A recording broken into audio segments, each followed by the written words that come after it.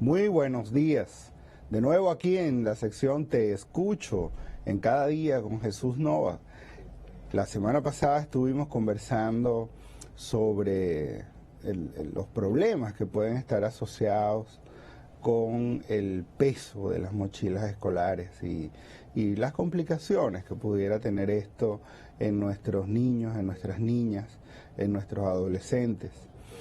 A partir de ahí surgió la inquietud de parte de algunos de ustedes que escribieron a nuestro programa, preguntándonos un poco sobre una complicación que han visto y que han visto no pocas veces, parece ser, llamada escoliosis, y que tiene que ver con una deformidad de la columna vertebral.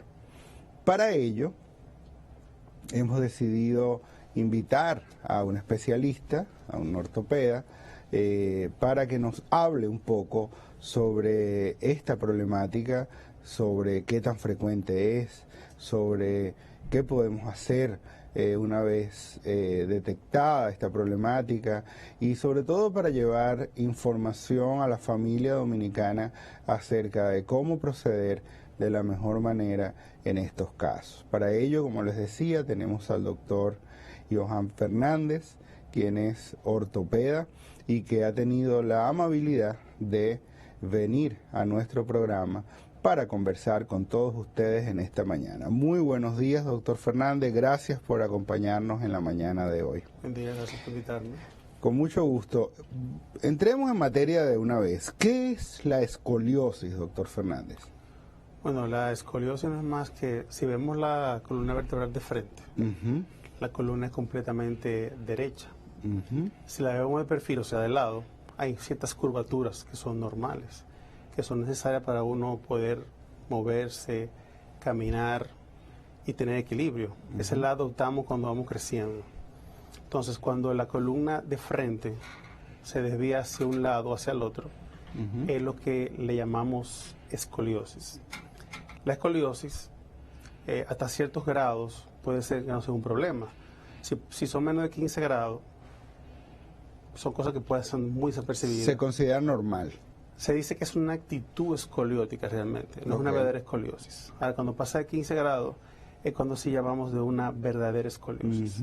Eso que estamos viendo en pantalla ya sería algo severo. Eso es algo característico. En esa imagen tú puedes ver bien claro que la escoliosis físicamente tú puedes diagnosticarla viendo una simetría de los hombros, o sea, un hombro un poquito más arriba que el otro, el talle, que es la silueta entre el brazo y la parte lateral del tronco, está simétrico. Tú puedes ver un lado con un pliegue, el otro lado como si tuviera una tumefacción, y las caderas pueden estar simétricas, o sea, una caderita puede estar un poquito subida más que la otra. La forma más fácil que los padres pueden evaluar a una niña, a un niño que tenga o sospeche que tenga una escoliosis es mandar al niño que se incline hacia abajo.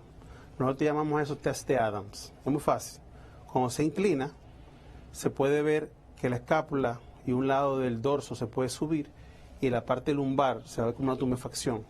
Muchos padres no notan nada de este tipo de cosas y un día menos pensado, en la adolescencia, cuando ven niños recogiendo algo, ven que tiene como algo, como una tumefacción. A veces piensan que es una hinchazón, a veces piensan que fue que se dio un golpe, y realmente no es así, es que ya la escoliosis es de alto grado. De alto grado, cuando los pacientes pasan ya de 40 grados, la deformidad. Ahora bien, hay varios tipos de escoliosis. Mucha gente piensa que es un problema congénito, no. El 80% de las escoliosis no son congénitas. No son congénitas. Son idiopáticas. Idiopática es la palabra que utilizamos en medicina para decir que la causa no se conoce. Hay varias teorías que pueden identificar por lo cual se puede producir. Un factor genético, un factor hereditario son las más frecuentes, pero no siempre es así. No necesariamente mamá, papá, hijo, nieto van a sufrir escoliosis. A veces una generación puede tener 3 generaciones y luego se interrumpe y más nunca nadie en la familia va a tener escoliosis. De modo que no hay nada que podamos hacer para prevenir. Observarla. Solo observarla. Observarla, ver el niño, es muy importante el seguimiento con el pediatra. El pediatra son los primeros que tienen contacto con esto. Si se identifica a temprana edad, se hacen ciertas cosas para evitar que siga aumentando. Por ejemplo, el uso de corset, cierto tipo de rehabilitación. Yo sé que ustedes la semana pasada estaban hablando sobre eso. Las mochilas no son causa de escoliosis, pero sí lo empeoran. Ajá. Una de las cosas que pueden producir una mochila muy pesada es dolor de espalda en un adolescente, que no es común. A veces tenemos escoliosis muy grande y el niño nunca tiene dolor. A veces se sorprende el padre y dice, bueno, pero yo no lo he visto así, nunca me presentó que tenía dolor en nada, porque es que las escoliosis idiopáticas normalmente no duelen.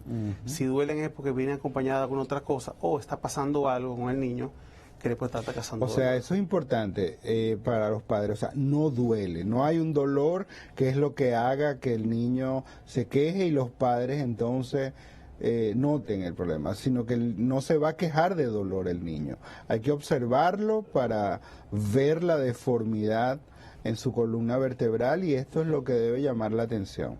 Casi nunca hay dolor. Ujú. Una gripecita la del niño, la llevan al pediatra o neumólogo, le hacen un tórax y ahí identifican el problema. Casi siempre es así. En una radiografía. En una radiografía. Una O sea, son radiografía. hallazgos fortuitos. A veces el padre no se da cuenta. Por ejemplo, acabamos de enseñar las imágenes ahora. Tal vez hay muchos padres que están viendo esto y probablemente se han dado cuenta de este tipo de problemas y hoy están diciendo, óyeme, pero mi hijo está así.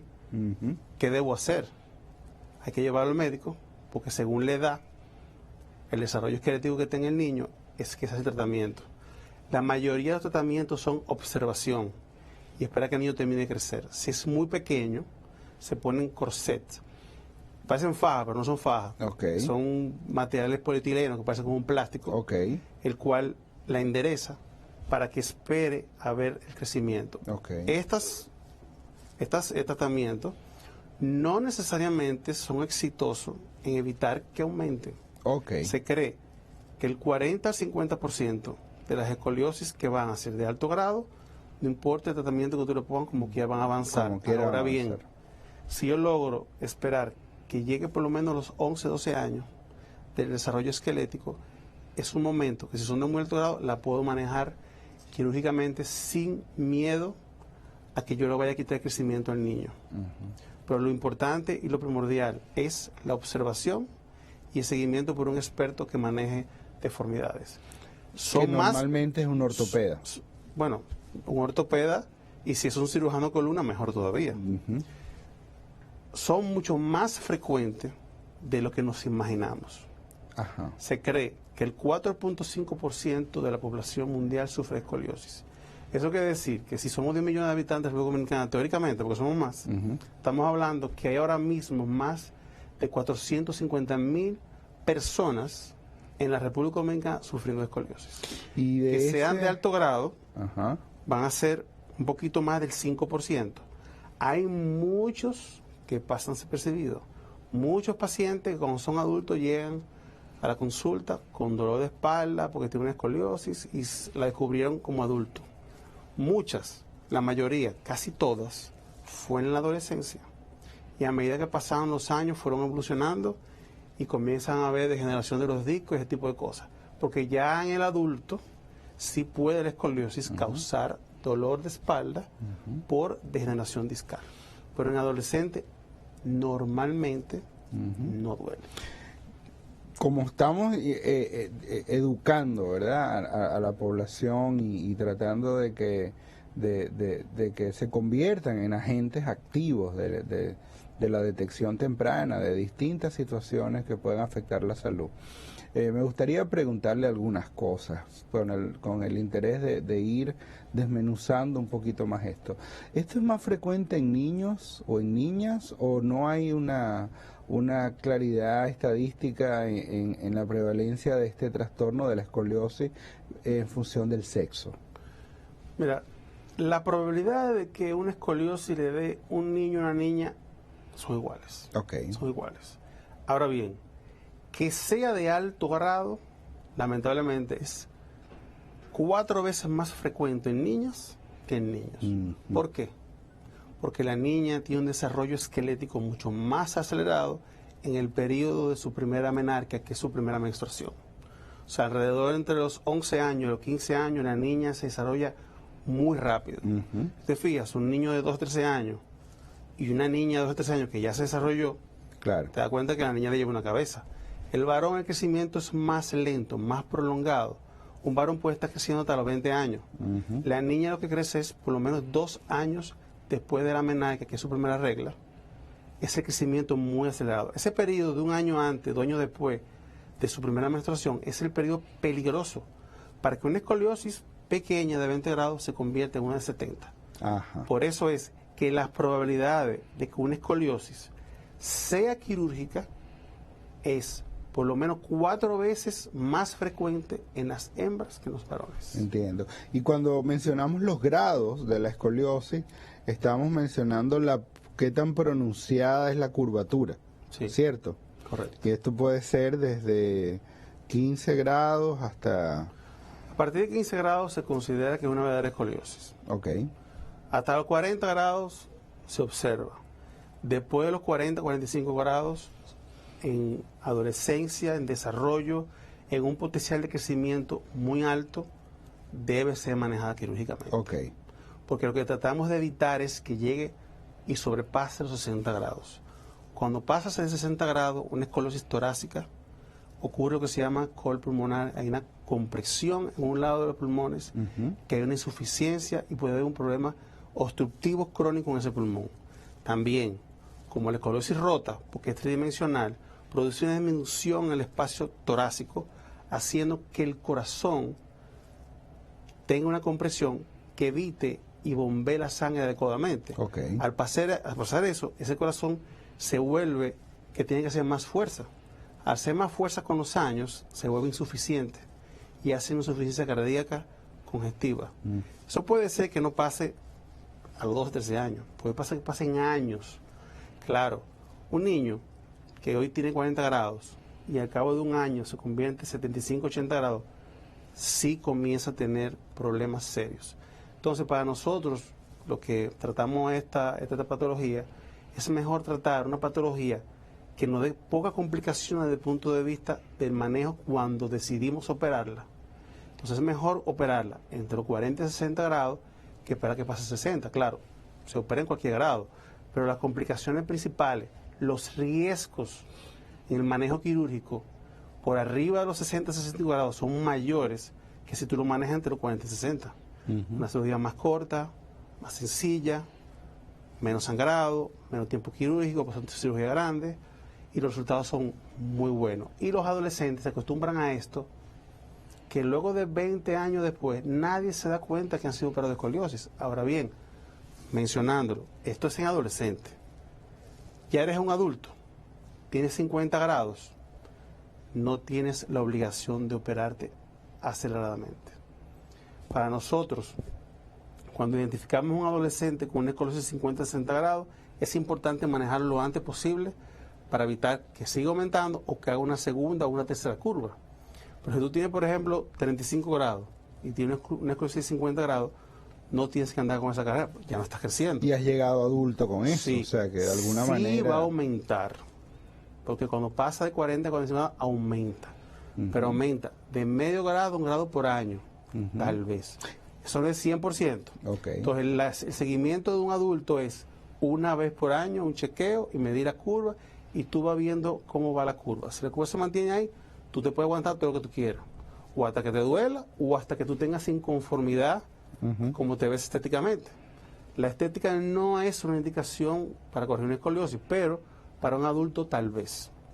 En el adulto no tenemos esa carrera, ahora en el adolescente sí, porque es muy riesgoso y no sabemos el pronóstico con el crecimiento, cómo se va a comportar esa escoliosis. Tenemos un paciente con 50 grados y el paciente se pierde y me han llegado con 100 grados. Okay. Entonces ya estamos hablando de una cosa muy compleja de manejar. Muy pronunciada. La cirugía correctiva, ¿en qué consiste? ¿Qué hace esa cirugía? Bueno, hoy día, sabe que con los años las cosas han cambiado. Hace 20 años hacían una cosa, hoy día hacemos otra.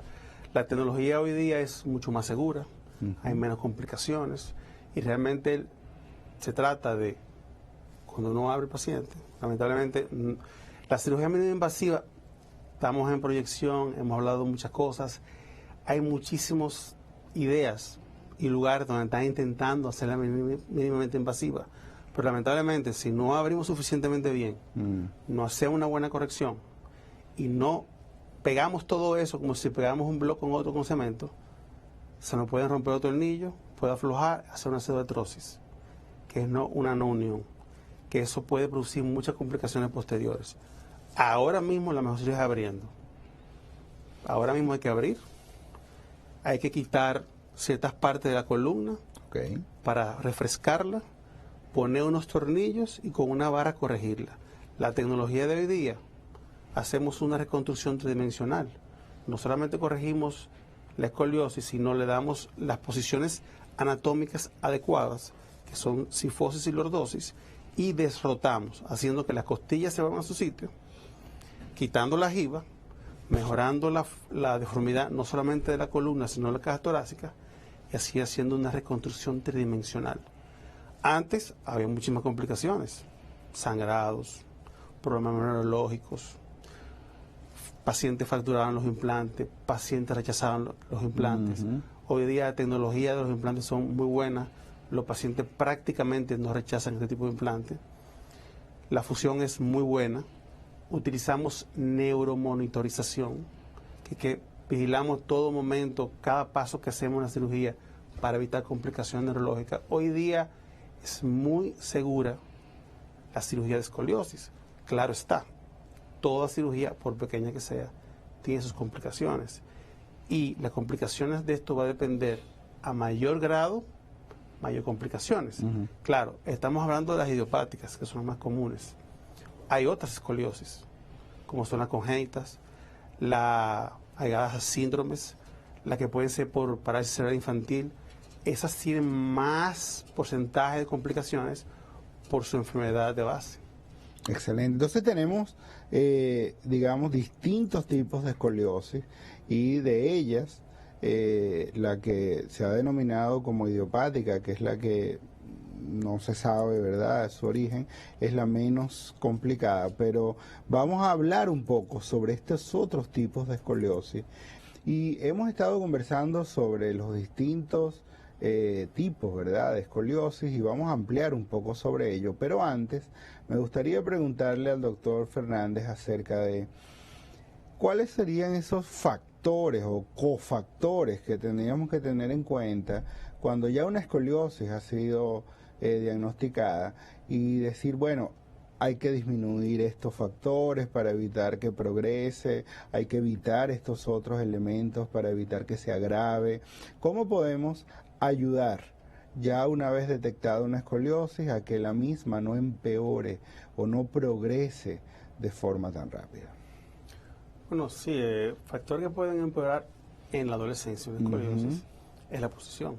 La postura. La postura, porque es que estamos en un niño que está creciendo. O sea, aparte de que tenemos una curvatura, una deformidad, que la misma deformidad puede aumentar con el tiempo y el crecimiento, una mala postura puede empeorarla. De acuerdo. Si estamos observando al niño y el niño en el transcurso de los meses no ha aumentado, pero la madre nos comunica, o el padre, de que el niño se sienta bien, se dobla, eso puede ser una causa de que uno pueda tomar una decisión un poquito más agresiva en cuestión de los corsets. Ya. Los corsets nosotros tenemos tendencia en la República Dominicana a ser menos agresivos con los corsets que en los países desarrollados. ¿Por qué? Porque la forma de tratarlo con corsés son 23 horas al día. Ya. Nada más se lo deben quitar para bañarse. Entonces, en nuestro país, que es muy tropical, es muy caluroso. O sea, que debe usarlo para dormir también. Y entonces, ¿qué pasa con los corsés? También son muy costosos. Estamos hablando que oscilan entre los 15 y los 25 mil pesos. Entonces, el corsé se hace justamente a la medida del niño. Entonces, tú dirás, bueno, ¿y cada qué tiempo hay que cambiarlo? Bueno, cada qué tiempo nosotros cambiamos los zapatos a los niños. Entonces, casi siempre le compramos zapatos un poquito más grandes para que no se nos queden rápido. Pero estamos hablando de algo que está hecho muy ajustado a la medida. Para tratar Eso quiere de decir que a enderezar. los 2 o 3 meses hay que cambiarlo cada 3 meses. Wow. Y entonces duran 2 o 3 semanas haciéndolo. Entonces, como es tan engorroso e incómodo, no tenemos tanta tendencia. Ahora, si tenemos un niño, mala postura, que se sienta mal, nos damos cuenta de que es un niño que no obedece muy bien a estas conductas, entonces probablemente sería bueno ponérselo. Otras cosas son Las mochilas. Ajá. Las mochilas no necesariamente producen la escoliosis, pero la pueden empeorar mucho. Porque ese peso de la mochila en un lado hace que se duele más. Otra cosa son los ejercicios. Ajá. Hay cierto tipo de ejercicios que el niño no debe hacer. Por ejemplo, las flexiones, lagartijas, las pechadas, ese tipo de cosas. Hay que vigilar bien en educación física cómo se mandan a hacer.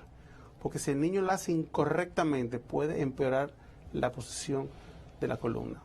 Los abdominales son necesarios, son buenos.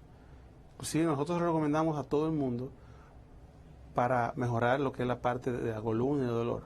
Pero si se hacen incorrectamente, también pueden empeorar la posición de la espalda.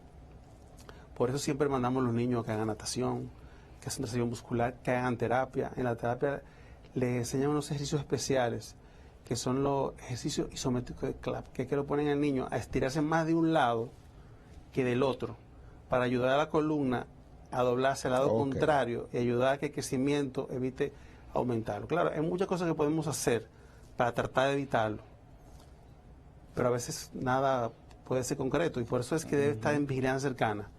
Cuando digo vigilancia cercana, normalmente nosotros oscilamos entre los 3 y los 6 meses para seguir el niño. La primera vez que lo vemos, lo mandamos a venir a los 3 meses. Luego puede ser cada 4 meses y si vemos que tiene un comportamiento aceptable, lo podemos vigilar cada 6 meses hasta que termine su desarrollo esquelético, que eso lo observamos nosotros por ciertos parámetros de la línea de crecimiento. Normalmente las niñas casi siempre las seguimos hasta los 17, 18 años y los varones hasta los 20 años. Ok. Ese es como el estándar que está establecido para el seguimiento. Eso es en los niños. En los niños. Ahora, uno de las complicaciones en la escoliosis tiene que ver con los llamados discos intervertebrales. Ustedes nos mencionaban anteriormente esto y quisiera preguntarle un poco más en detalle, cuando hablamos de los discos intervertebrales, ¿a qué nos referimos exactamente? ¿De qué se trata esto? Bueno, si fuéramos a hablarlo en términos coloquial, imagínese a los varones el bushing de un carro. Bueno, las mujeres no lo pueden entender eso. Como un soportico. Es una gomita que evita que un hierro roce con otro hierro. Entonces esto es como un cojinete que evita que una vértebra choque sobre otra. El disco intervertebral está hecho de fibrocartílago en todo el anillo externo y el núcleo pulposo en el centro, imagínense un chicle Adams, que tiene como algo que hace que esté muy suave, haciendo que una vértebra haga una especie de amortiguador entre una vértebra y otra. ¿Qué sucede? El peso, el movimiento, los años y ciertos factores pueden hacer que se rompa y el núcleo saliese afuera. Cuando pasa eso, lo que llamamos hernias.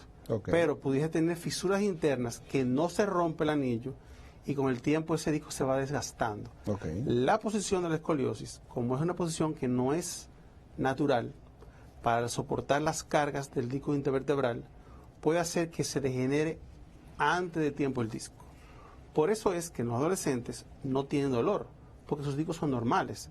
Pero a medida que pasan los años y nos volvemos adultos, en ese proceso normal de envejecimiento que tienen los discos, nosotros como adultos, esa escoliosis puede hacer que se degenere un poquito antes de tiempo. Y eso es lo que puede hacer que el paciente pueda tener dolor de espalda a consecuencia de una escoliosis, pero en realidad es porque el disco se degenera antes de tiempo. De acuerdo. También hay otras escoliosis que tienen que ver con el disco, que son las innovos, son la escoliosis del adulto.